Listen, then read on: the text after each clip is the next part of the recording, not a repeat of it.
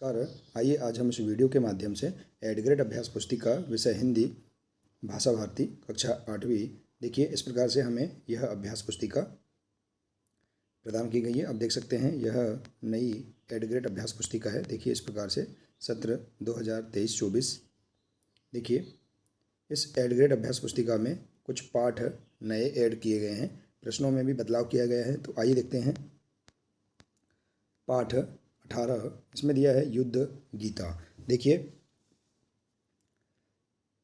हम इस पाठ में दिए गए सभी प्रश्नों के आंसर अपनी हिंदी की पाठ्य पुस्तक से आसानी से हम पूर्ण कर सकते हैं।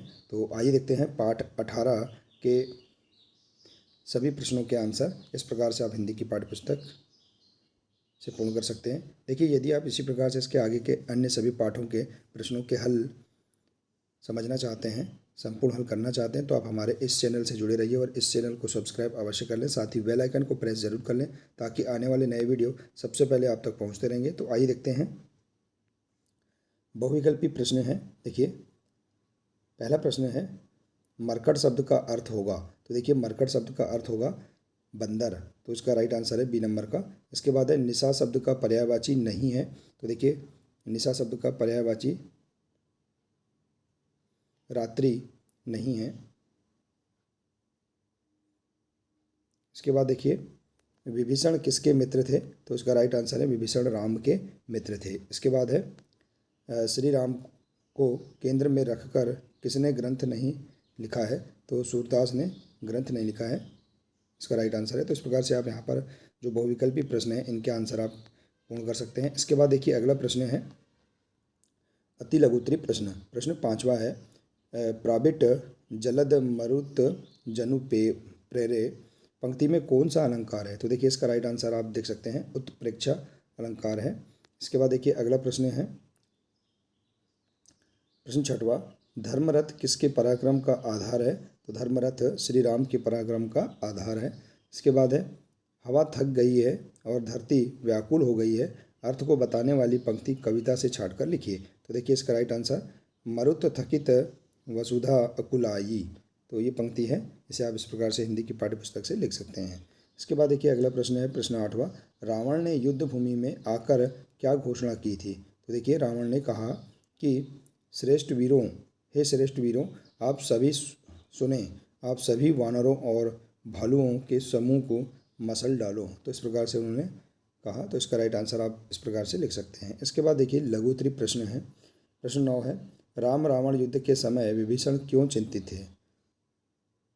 तो देखिए इसका राइट आंसर विभीषण रामचंद्र जी से बहुत प्रेम करते थे। प्रेम की अधिकता होने के कारण विभीषण के मन में संदेह हो उठा कि रामचंद्र जी युद्ध में रावण पर विजय प्राप्त नहीं कर सकेंगे। तो इस प्रकार से आप इसका राइट आंसर कर सकते हैं। इसके बाद देखिए अगला प्रश्न पाठ 10 प्रश्न 10 है पाठ में बताए अभेद कवच को समझाइए। तो देखिए इसका राइट आंसर श्री रामचंद्र जी ने विभीषण को बताया कि जिसके पाप रहित और स्थिर मन रूपी तर्कस में सम यम नियम के अनेक बाण हैं, ब्राह्मण और गुरु की पूजा रूपी अभेद कवच जिसके पास है तो इनके समान विजय प्राप्त करने का कोई भी दूसरा उपाय नहीं है। तो इस प्रकार से आप प्रश्न 10 का राइट आंसर अपनी हिंदी की पाठ्य पुस्तक से लिख सकते हैं।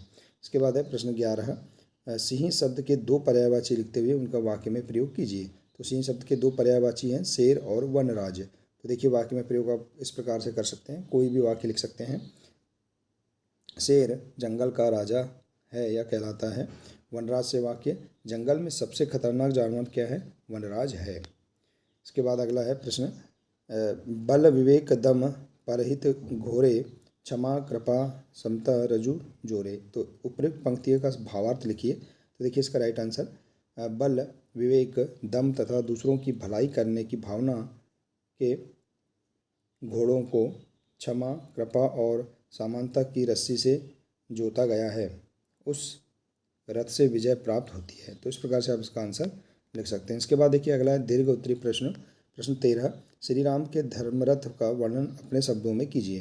तो देखिए इसका आंसर जिस रथ में शौर्य और धर्म रूपी पहिए लगे हुए हैं, सत्य और शील की मजबूत ध्वजा और पताकाओं से जिस रथ को सजाया गया है, बल, विवेक, दम तथा दूसरों की भलाई करने की भावना के घोड़ों को क्षमा, कृपा और समानता की रस्सी से जीता गया है, उस रथ से विजय प्राप्त होती है।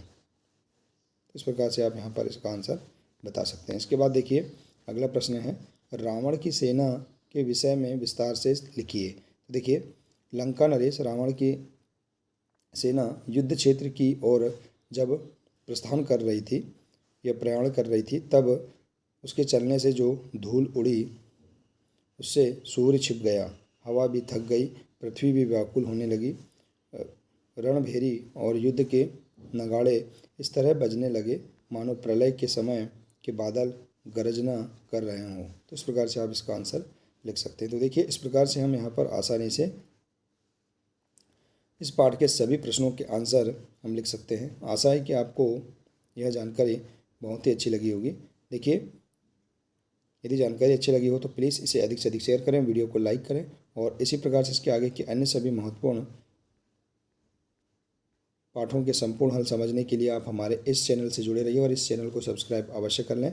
मिलते हैं इसी प्रकार से अगले नए वीडियो के साथ। नमस्कार।